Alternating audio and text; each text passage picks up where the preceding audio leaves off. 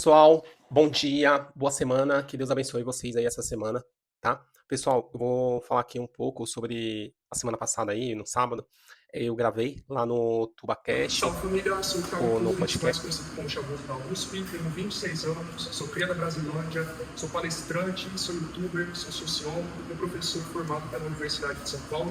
E hoje estou aqui no TubaCast para debater com teses bolsonaristas. Ou no podcast, lá no Luan, spoiler aqui como que foi. Cara, eu não gostei, não foi muito bom pra mim, assim, não saí muito bem, não deixaram, porque às vezes você tem um minuto pra falar, você entendeu? Não entenderam, não consegui falar com clareza o que eu achava, você entendeu?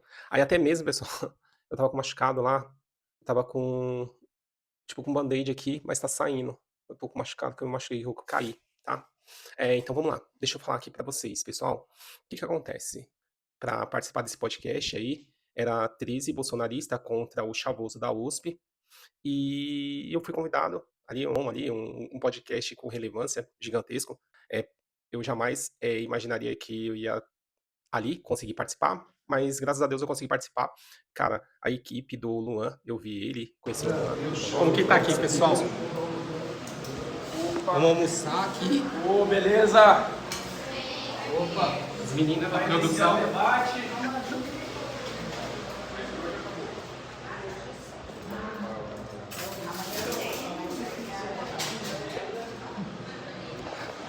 Agora vamos almoçar. Eu vou comer um pouquinho para depois participar do debate, tá? Acompanha aí, tá, pessoal? Nômade Passaporte, Instagram, TV Nômade Passaporte, tá? Tamo junto. Mas sempre começou aqui a gravar, falar de investimentos, de educação financeira. Hoje ele se transformou aí, gigantesco aí, com podcast, com o canal dele, com parceria. É como que eu sempre falo aí na questão do digital, cara, que realmente é a nova onda. E assim, pessoal, uma recepção maravilhosa, entendeu? Cara, sem palavras. Tinha muita gente lá, pessoas que já tinham participado várias vezes. É, meu, muito bom, muito receptivo lá o pessoal. Quero dar parabéns. Espero que me chame aí das próximas vez. A gente conseguir uma sociedade aí mais igualitária e mais justa. E assim, vamos lá. Gente, primeiro, quem é o Chavoso da USP? Cara, é um jovem ali da periferia de Brasilândia, 26 anos. Ele iniciou no YouTuber por volta de 6 anos. Cara, tem um canal com 500 mil seguidores. Ele é formado, se formou ali pela USP, Ciências Sociais. É super inteligente, cara. E que acontece? Lá ele foi debater, ele trouxe quase uma apostilha ali para debater. Né? Eu pensei que ia conseguir aumentar o nível lá do podcast para debater com as ideias dele. Como que eu falo? Eu consigo conviver com pessoas no mesmo mundo que têm ideias diferentes do que a minha, que às vezes é a visão de mundo dele, ainda mais ele que é um adolescente, um moleque novo. A gente só resta para nós, para mim, um exemplo assim, eu falar que alguns pontos de vista dele que ele tá errado. Você vai ver ao decorrer do tempo, tá? Então, vamos dar assim, como que é o spoiler? Então, eu falei mais ou menos aí o que que é o Chavoso da USP. E o que que acontece? Antes para eu debater ali, eu já tinha assistido vários vídeos dele, assim, para eu ter um pouco de coerência ao falar, ao apontar. Eu acredito ali que os outros candidatos, cara, os outros candidatos provavelmente ali nem pegaram para ler, porque eu acho que tinha outros lá que já tinha participado de outro podcast e também aí já entrou já no meio, assim. Vocês vão ver, eu acho que na semana, vão soltar aí o podcast aí no meio da semana. Primeiro, a primeira pergunta que a produção, que ele, porque geralmente o Chavoso, ele que veio com as perguntas. Eram 5 perguntas. Então a gente tinha que debater relacionado às perguntas, né? E uma primeira pergunta que ele perguntou pra gente, ali pra bater um papo, para esclarecer, foi ele afirmando que o Lula é de direita. A primeira pergunta, que o Lula é de direita. Meu, aí eu deixei, eu falei, cara, eu vou falar por último, não vou falar agora. Vou ver o nível do pessoal, né, que já tá aqui, provavelmente eu já tinha visto 5 caras que já tinha participado de outros temas, eu vou ver o nível, né. Aí o que que acontece? Aí foi indo um lá, falando nada a ver, em outro assunto de comunismo, assim, cara, que não tinha nada a ver relacionado à pergunta que ele falou. Aí foi entrando outro, também nada a ver o tema, meu, o Lula é de direita. Então, assim, era para você é, dizer ao contrário e explicar por que ele acha de direita. Meu, então foi falando um, dois, três, quatro, cinco, seis pessoas ali, nada a ver. Aí ele mesmo chegou e falou, cara, Esse daí não tem nada a ver com o tema. Eu tô afirmando que o Lula é de direita. Não tem nada a ver com o tema. Mas ele é muito educado ali. E ele ia falando o tema que o cara que não era nada a ver disso. E quando ele falou a questão do arcabouço fiscal, ele falou. Aí, o que acontece? Eu entendi. Porque, assim, até mesmo na hora quando eu fui falar, eu não consegui colocar ele para falar assim e explicar. Cara, você tá falando que o Lula é de direita na questão do quê? Na questão dos bons costumes, na questão da economia. Que tipo, assim, que você tá especificando que o Lula é de direita? Aí foi quando ele explicou na questão econômica.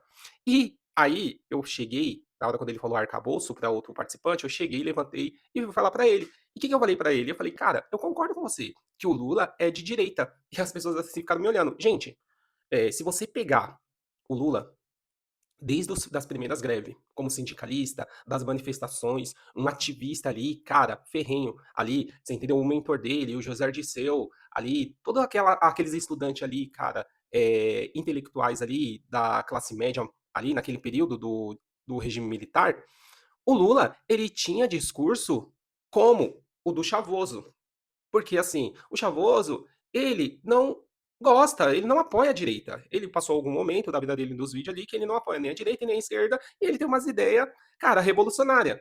Entendeu? Como o Lula naquele período. E que ocorre? Só que o Lula, ele perdeu 3 vezes com esse discurso.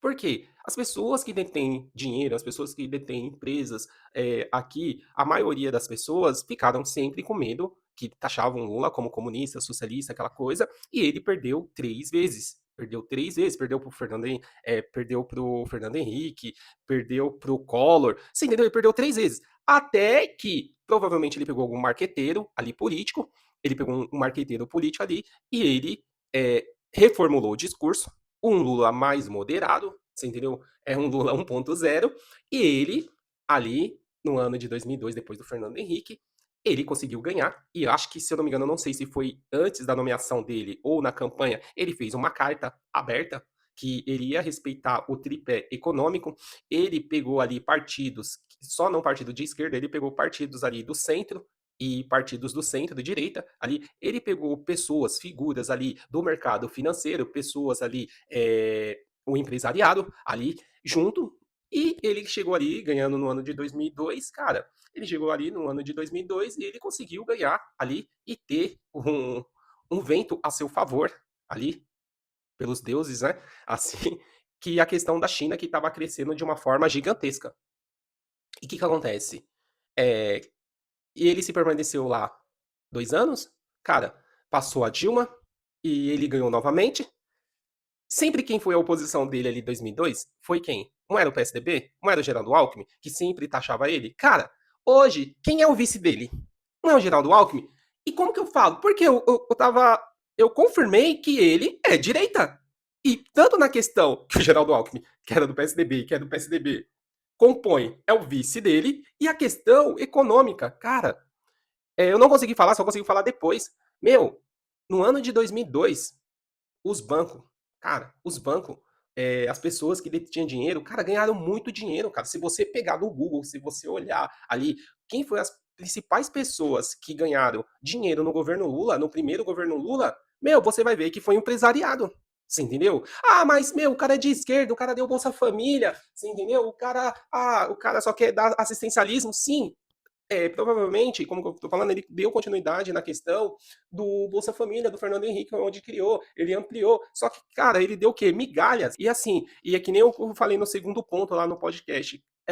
O melhor momento ali no ano de 2002, quando ele pegou as escolas, as universidades ali que estava todas falidas, porque naquele momento, antes do Fernando Henrique, para você ter um curso superior era muito difícil. Era muito difícil você ter um curso superior naquele período. Provavelmente fazia ali só quem tinha dinheiro, porque talvez o valor da mensalidade era muito caro, não tinha fácil acesso, e tinha muitas escolas privadas lá.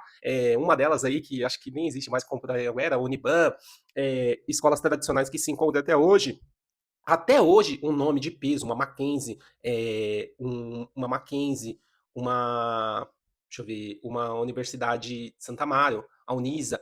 Tem algumas faculdades ali de nome renomada que são caros os cursos, porque ela tem um nome. Quando você for conseguir um emprego, a pessoa só vai olhar o nome ali, a pessoa vai falar, cara, ele é uma pessoa, um aluno bem capacitado, entendeu? Então, assim, não era para todo mundo, não era para todos ali que conseguiam entrar nas universidades. E o que o Lula ele fez naquele período ali do ano de 2002? Ele fez um monte de pacotes, né? Fez um monte de incentivo para colocar o filho da Dona Maria, do seu José, do seu Marcos na universidade, você entendeu? Dando o ProUni, dando ProUni para você fazer uma prova e o governo ele custear 70 até 100% ali para as universidades, você entendeu? E até mesmo eu, acho que foi no período lá, eu consegui fazer um semestre de engenharia e tranquei, entendeu? Paguei há pouco tempo a dívida. Então, assim, muitas pessoas pobres fizeram cursos tradicionais. Qual curso que eu queria fazer? Um exemplo. Ou outras pessoas que eu ia achar legal. Cara, medicina. Por quê?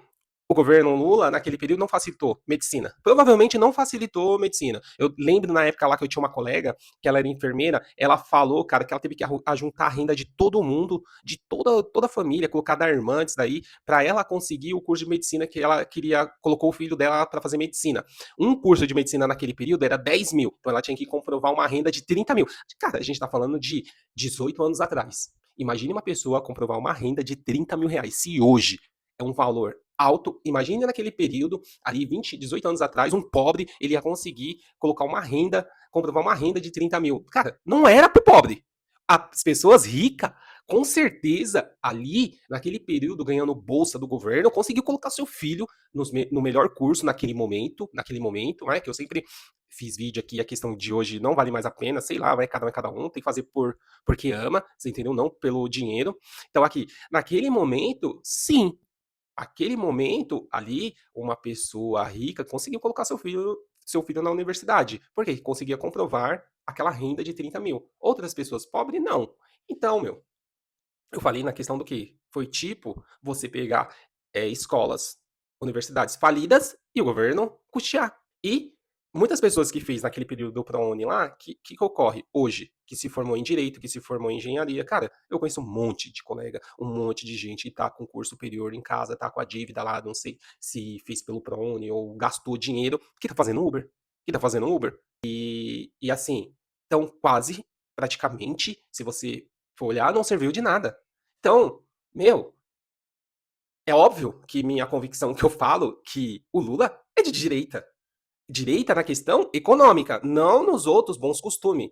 Não na questão do ser conservador, da família, um exemplo assim, tô dando um exemplo, né? Às vezes as pautas que eles defendem à esquerda, assim. Mas na questão econômica, cara, ele é de direita. Eu tentei falar isso, puxa, só que eu não consegui, que ele mesmo estava concordando comigo. Cara, porque foi o período que as pessoas ali, o empresariado, mais ganhou dinheiro. E tem muita gente que às vezes, cara, que eu falo? Tem muita gente que às vezes esconde quem realmente ela vai votar. Às vezes, sei lá, para não pegar mal, ainda mais se a pessoa for uma figura política, não é? Se a pessoa for uma figura política, se a pessoa for um empresariado, a pessoa fica meio assim, fala aquele discurso que você quer escutar, só que por detrás, na hora, a pessoa coloca outro. Entendeu? E tá tudo bem. E as pessoas, tipo, só acreditam naquilo que a pessoa fala. A pessoa tá falando que é isso, que vota em tal fulano, eu acredito. Mas às vezes não. Como que eu tô falando?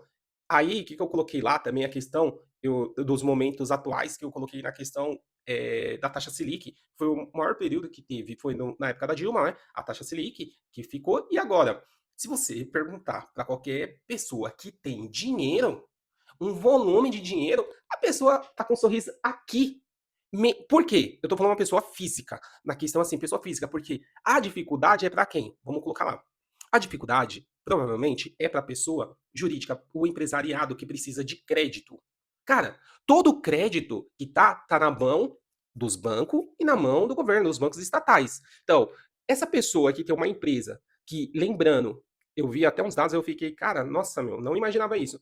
70, 80% das empresas pequenas e médias são 70, 80%. Então vamos colocar aí. Mais ou menos 20% é empresa gigantesca. Uma Ambev, uma Petrobras, um exemplo que é estatal, né? Então são uma porcentagem bem pequena empresas gigantescas. A maioria está nos pequenos comércios e no médio. Essas pessoas precisam de crédito. Essas pessoas precisam de crédito. Então, toda vez quando você vai precisar de crédito, tomar um crédito para você girar o seu negócio, você vai pagar um juros proporcional à taxa Selic que está nas alturas. As empresas não aguentam. Você pode ver a questão de várias empresas que estão pedindo acordo, pedindo renegociação, porque não aguenta, porque a questão, quando vai tomar crédito para comprar um novo produto, cara, vai pagar um valor absurdo. Então, assim, o que eu falei para ele? Eu troquei o microfone, que o outro descarregou, pessoal. Então, essas empresas, o empresariado, ele está sufocado com a taxa de juros alta. Não aguenta. Só que a pessoa física que tem ali a sua reserva de emergência, que tem ali o seu dinheiro guardado, que não tem algum segmento empresarial, que não tem financiamento, que está ali apenas investindo, se essa pessoa deixar o seu dinheiro parado com a taxa quase 1% ao mês, deixar ali parado, em 4 anos, aquele valor sem você fazer nada, os juros compostos, ele vai dobrar o seu valor. Então, eu quis dizer nessa linhagem, na questão do que, cara, que o governo Lula, que o Lula, ele é de direita na questão econômica. E eu acho que o Chavoso, ele também concordou na questão assim, porque ele falou depois que um monte de empresa, um monte de faculdades, das faculdades federais, algumas faculdades assim, precisavam de investimento e não tinha. Por quê? Porque aí é que nem eu falo, meu, o cara não consegue lembrar o que fez uma semana atrás. Por que a presidenta, a Dilma, ela saiu no ano de 2016? Se você perguntar para 90%, não sabe. Não foi que houve ali uma comoção social que o partido MBL ele encabeçou e outras pessoas ali, figuras públicas ali com nome de relevância pediram a cassação, abriram o impeachment na questão do que do arcabouço fiscal, da questão da dívida além do que o governo poderia pagar, não foi isso? Ali a inflação não chegou a quase 2 dígitos, não foi isso? Não, cara, foi isso. Aí o que ocorre ali? E sabendo disso, assim, o Chavoso, ele quis dizer o quê? Ele quis dizer que ele é de direita, que ele está cumprindo ali o papel para manter a meta fiscal para não ultrapassar. Lembrando que a própria ministra Simone Tebet falou que no ano de 2027 ali as contas públicas vão parar sim, porque o órgão público ele nunca vai parar, ele sempre vai funcionar, sempre vai ter ali um agente público ali para colocar para rodar o Estado. Porque a dívida do governo ali, ela está quase 100% já ali destinada. Como? Um exemplo. O maior orçamento é da Previdência Privada da Previdência, né? Que é os aposentados, que, meu, é quase 500 bilhões. Então, ali, você não vai deixar de não pagar aquele aposentado, você tem que pagar aquele aposentado. Por quê? Porque senão o aposentado não vai conseguir comer. Então, são dívidas ali, o orçamento já destinado para cada órgão, para cada pessoa. E não sobra nada para você investir em outras coisas. Então, assim, pessoal, eu quis deixar ali um pouco com clareza, mais ou menos isso, que eu concordo que o Lula seja de direita na questão econômica. Questão econômica é pessoas que detêm dinheiro ali, ganharam muito dinheiro, estão ganhando muito dinheiro. Às vezes é que nem eu tô te falando, às vezes que é ele mesmo, porque as pessoas falam, cara, eu nunca ganhei tanto dinheiro na questão agora, nesse momento atual. Então, eu concordo, minha opinião. E assim, aí eu quis falar, ali eu quis. É, fala ali, não consegui falar, porque não deu tempo, já me tiraram que a questão, se você pegar ali, se você pegar o proporcional aqui do Brasil e você pegar o proporcional de pessoas que têm dinheiro investido, reserva de emergência ali guardado no banco, é bem pouco. Cara, é bem pouco. Saiu uma última pesquisa, deixa eu ver. Vou até ver aqui, ó. Deixa eu pesquisar aqui. Quantas pessoas têm.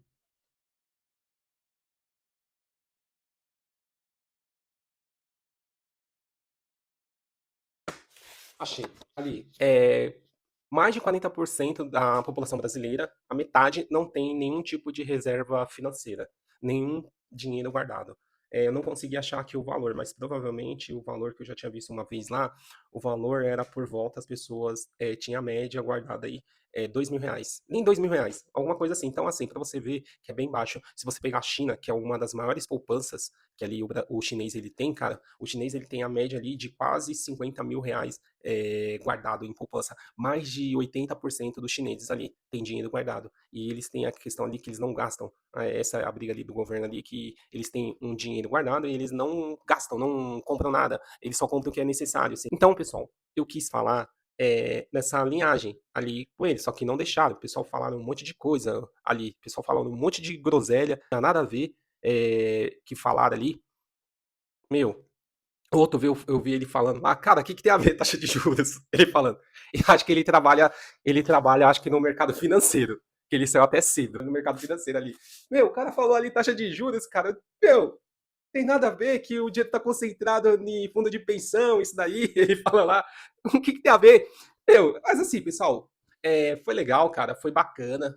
Ali também falar que vocês vão ver que tem um menino que eu acho que ele é evangélico, eu acho que ele é evangélico, ele é cristão da igreja, da Assembleia. Cara, é que nem eu tô falando, eu falei, tinha que ser 13 cristão contra o chavoso da USP, porque a maioria ali que tinha era evangélico. Aí teve um momento lá, ali, que eu achei deselegante, no Miqueias, acho que o nome dele é Miqueias ali, ele foi falar lá com o chavoso, e aí xingou o chavoso de vagabundo, aí o chavoso retrucou com ele também.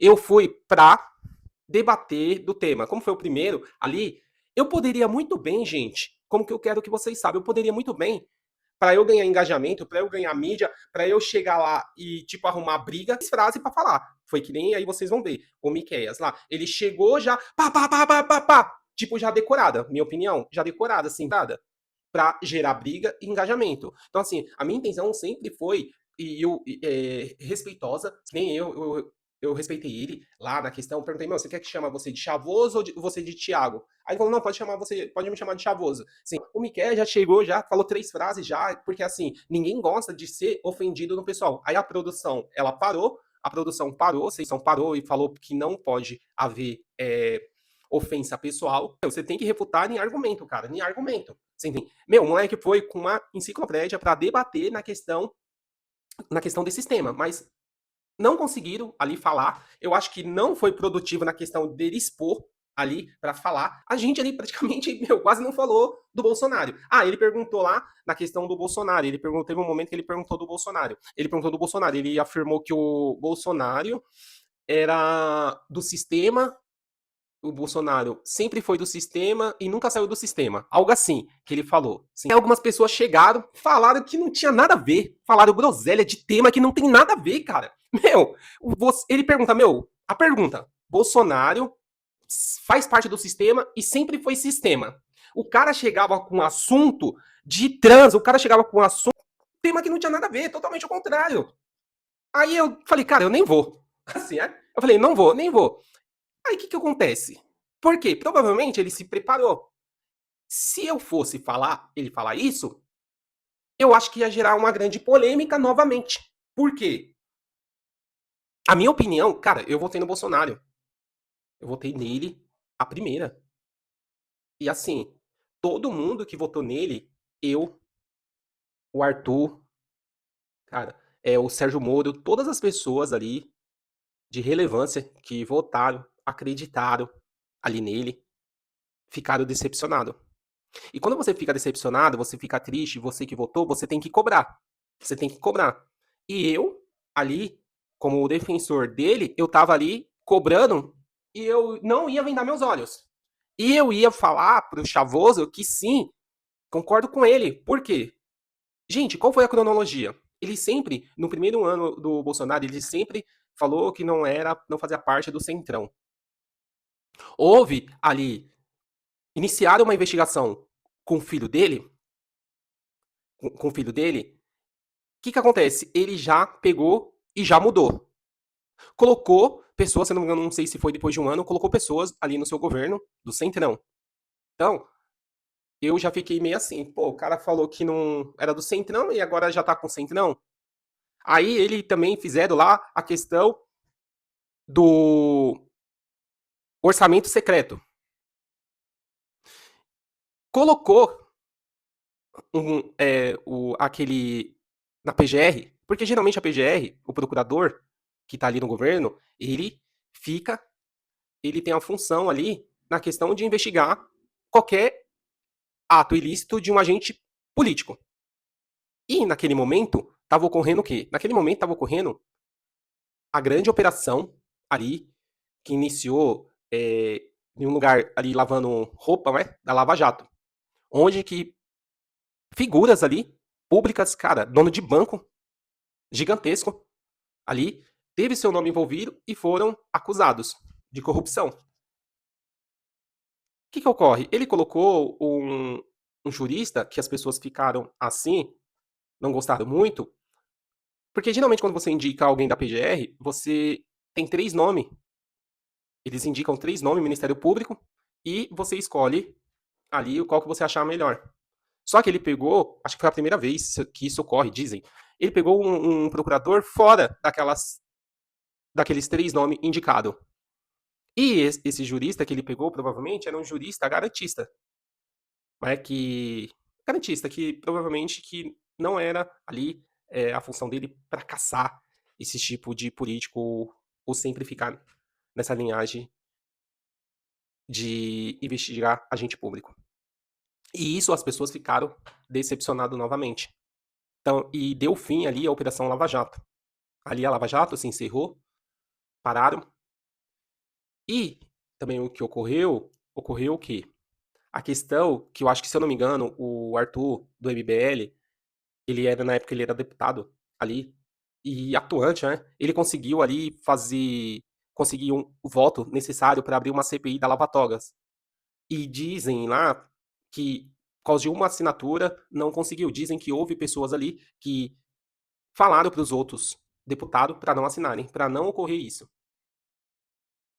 E outro caso que ocorreu, eu fiquei muito feliz na época quando ele indicou o Sérgio Moro. Sérgio Moro ali na Polícia Federal para compor o governo do Bolsonaro. E, cara, a gente sabe, para você compor ali a Polícia Federal, você tem que ter autonomia. Você tem que ter autonomia. Autonomia para você fazer o trabalho. O que ocorre? E o Sérgio Moro começou ali, junto com os diretores, junto com os delegados da Polícia Federal, investigarem,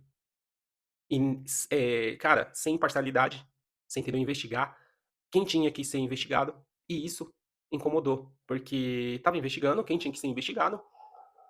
Eu não sei se, provavelmente, acho que é uma das investigações aí, caiu novamente o filho dele, e dava a entender que o Sérgio Moro tinha que seguir ali o governo dele ali e não prejudicá-lo, ele, com isso, com esse tipo de investigações. E o Sérgio Moro, como vocês viram, muito insatisfeito ali, que alguns colegas sendo exonerados do cargo, né? Acho que a gota d'água foi o diretor que tinha, e o Sérgio Moro acabou desembarcando ali do governo Bolsonaro. E outras pessoas também, se eu não me engano, não é a Carla Zambelli, eu esqueci o nome da outra deputada que foi bem votada também. Então todo mundo ficou triste, cara. Todo mundo ficou triste ali com o Bolsonaro, decepcionado, viu que ele não era o herói. Eu já falei, cara, não existe herói, cara. Meu, não existe herói, cara. As pessoas gostam de acreditarem na mentira, mano.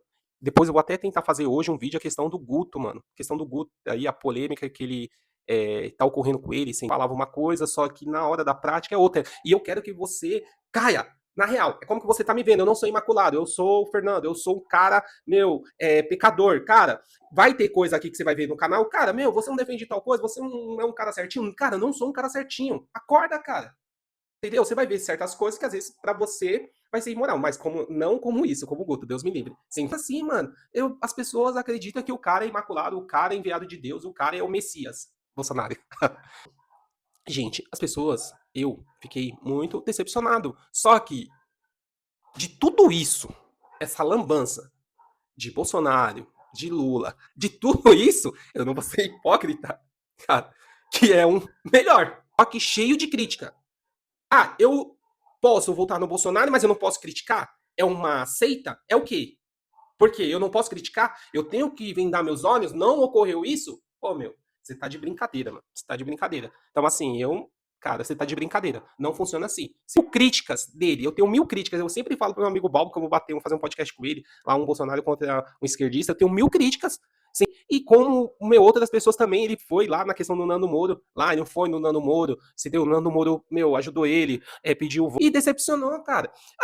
E pra você ver a gota d'água lá que foi, que ocorreu, que outras pessoas, ficaram. E fora isso que às vezes deu a entender que ele ficou, que ele tá preso, questão de uma tentativa de golpe, às vezes, porque assim, a pessoa que grava, e principalmente a pessoa que tem relevância, você tem que ter cuidado o que você vai falar. Por quê? Porque do outro lado as pessoas podem se emocionar, como que existe aquele pessoal do ato lá, tudo preso. Às vezes a pessoa ali se empolgaram, ali esse ato criminoso, estão tudo presa, pagando, o próprio Bolsonaro preso ali, acusado, outros ali militares.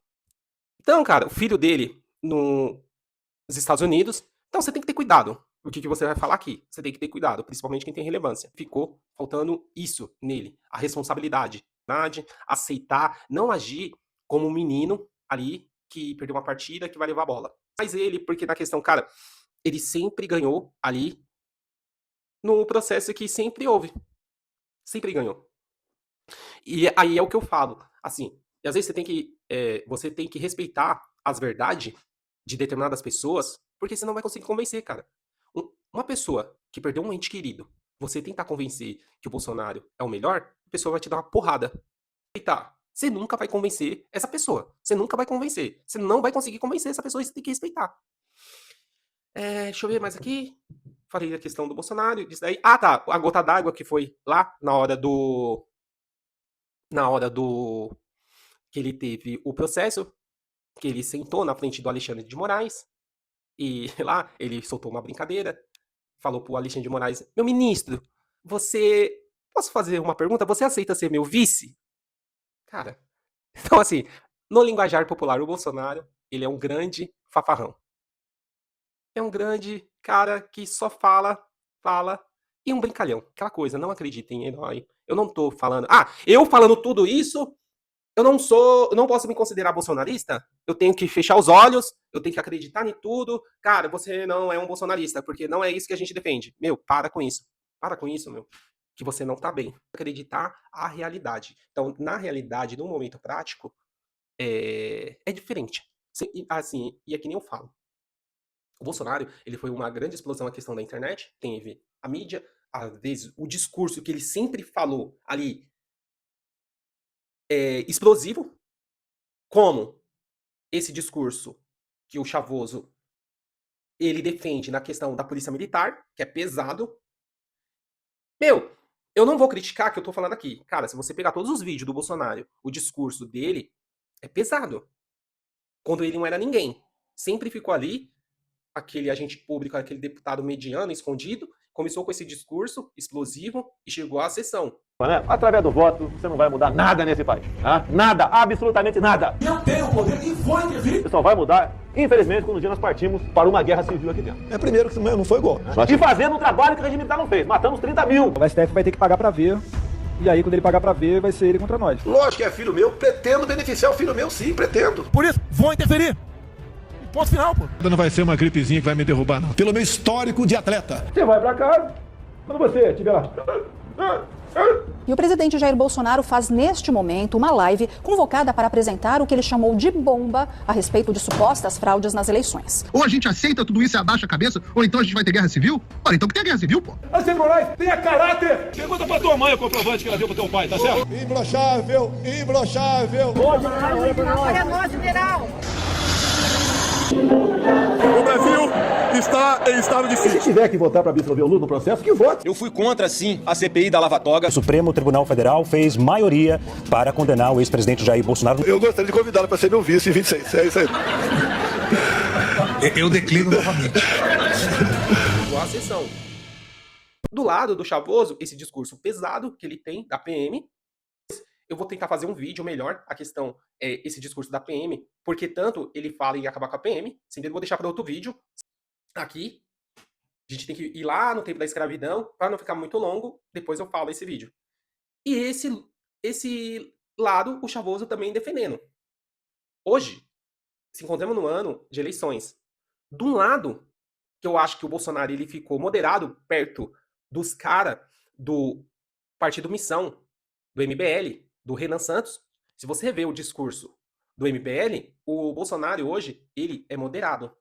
Ele é moderado perto do discurso do Renan Santos, candidato a presidente. Que onde que está crescendo rapidamente nas pesquisas, principalmente da geração Z, a geração Z que foi que nasceu ali, que foi criada junto com na era Lula, né? Que pegou esses 20 anos aí, mais de 20 anos na era PT, você entendeu? Que viu a mentira, que viu que nada mudou na vida dele, que viu que não vai conseguir nada, viu a dificuldade, você entendeu?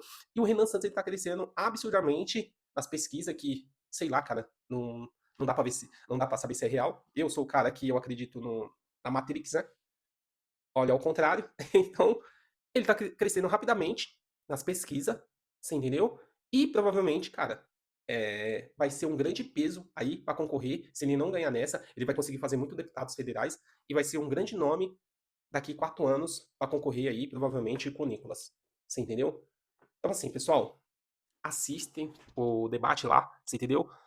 Não consegui falar totalmente o que eu queria. O debate, cara, para mim não foi nada produtivo na questão das ideias ali. Como o próprio Chavoso, depois eu conversei com ele lá, eu tirei foto com ele, você entendeu? Ele falou, mano, eu tinha uma enciclopédia aqui pra falar, pra debater, mas eu não consegui, eu vou tentar falar no canal dele. Ele falou que vai tentar falar no canal dele e explicar um pouco melhor, você entendeu? E assim, cara, infelizmente o nível, provavelmente ali, cara, é muito baixo, você entendeu? Baixo na questão que não conseguiu pra falar ali com clareza. Quando eu falo com clareza, você defender, como eu tô falando aqui, você defender, cara, o certo, meu. O certo é isso, meu. Eu votei nele, no Bolsonaro, e fiquei decepcionado. Cara, o cara fez acordo com o Centrão, o cara tirou o Sérgio Moro, você entendeu? O cara tirou o Sérgio Moro, o cara saiu falando mal, brigou com todo mundo, você entendeu? Brigou com o Nando Moro, brigou com o Renan, brigou com o MBL, você entendeu? Brigou com o Arthur. Cara, todo mundo ficou decepcionado, gente. Então, assim, a gente tem que falar a realidade, meu, a questão dos Pix, entendeu? As pessoas doaram mais de 18 milhões de Pix para ele lá, entendeu? Então, cara, é a verdade. Eu mesmo fiz um vídeo aqui, meu, pedindo um Pix pro policial militar que foi alvejado lá no Paraisópolis, você entendeu? Alguém mandou R$1, alguém perguntou pra família dele como que ele tava, alguém perguntou como tava o filho, a mulher dele. Não, cara, você entendeu? Então, meu, para de ser enganado. Ou às vezes, é que nem eu tô falando, às vezes assim, as pessoas não têm cara, as pessoas não têm a empatia. Eu acredito que seja isso. Hoje houve ali uma tragédia no Campo Limpo, aí eu vendo ali, eu tomando banho aqui, as pessoas perguntando ali na polêmica, que infelizmente ali 2 pessoas perderam a vida ali, aí as pessoas perguntando sobre o carro, as pessoas perguntando ali no debate, falando que o carro Q3 não era um carro de luxo. Ó, pra você ver o nível. E não estando nem aí as pessoas que ali, infelizmente, vai acontecer essa tragédia, tá? O vídeo ficou muito longo, eu vou ter que fazer outro vídeo aqui para explicar um pouco mais detalhado, tá? E mais ainda nessa parte do Chavoso que a gente vai chegar, tá? Deus abençoe.